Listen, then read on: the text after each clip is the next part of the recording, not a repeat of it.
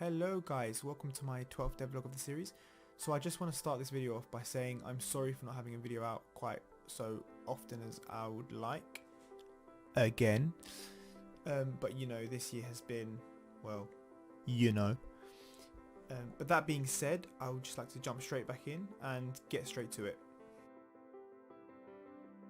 In the last video I began to implement some different AI techniques for the NPCs, and this included things like wander and seek.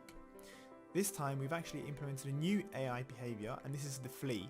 And no, I'm not talking about the little bouncy things in your pet cat. This time it's actually the complete opposite of the seek behaviour we have previously implemented. It will create a steering, the NPC will actually create a steering force away from the target point, and as an example now I will show you the player is the target and the NPC is the one with the flee behaviour.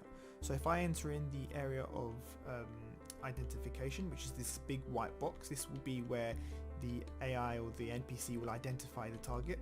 So if I enter in right here, as you can see, the actually starts fleeing away from the player. So dependent on what direction I'm actually facing and going towards the target, he will steer away from that direction. So as you can see, I'm going head on right behind the NPC and he's actually going straight down. If I was to go from the right hand side, he actually begins to flee to the left. So it's always the opposite direction that the target is. It creates a steering force away from the target or player. This will actually bring me to my second point of today, which is the NPC orientation and direction. So as you can see, if I was to enter into the search area from the top behind the NPC, they will actually start fleeing downwards, and the NPC's orientation shows that he's fleeing down. If I was to enter to the right hand side, they will actually start fleeing left and steering away. So dependent on where I am will be the orientation of the NPC, in which direction he's fleeing.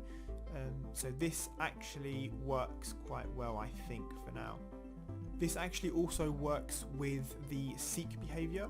So if I was to be here, the NPC is actually seeking me and he's chasing me upwards. If I was to go a little bit more right and slowly he's actually steering towards me. If I was to go more to the right, he would actually start seeking me from the right direction.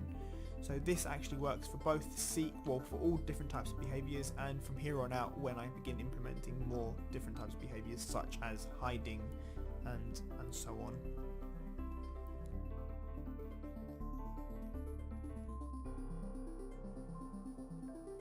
So I would actually like to show you how the current AI system works for NPCs. Right now we have it in a sort of finite state machine, in which dependent on what state the NPC is in, that is the behavior he will be running at that time. Right now we only have 3 so far that we've actually set up. So wandering, following and fleeing. Following is the seek, but I've just said following because it makes it slightly easier to read. We have showcased all these 3, and I am currently trying to plan to implement a few more of these. But the way it sort of works is this is placed into the NPC's update function, where this will run at least, well, this update function will be called once every frame that the game is running, so it will constantly be checking each time.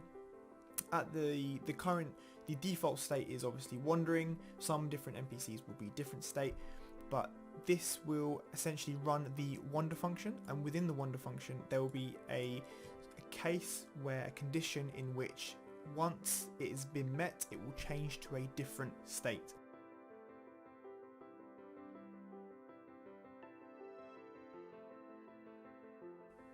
For next time, I will be showing the basic framework for the quest system and a working task system for those quests for finding and collecting items.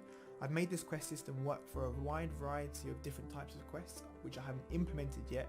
I've actually only began implementing the collecting items quest. So when you begin a quest and you've been asked to find something across the map, the world, I've actually began implementing that.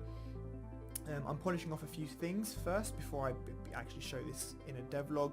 Hopefully this will actually be my next devlog that I will be able to showcase this, and you can tell me what you guys think. On a final note, I hope you all stay safe out there, and I will see you in the next one. Thank you.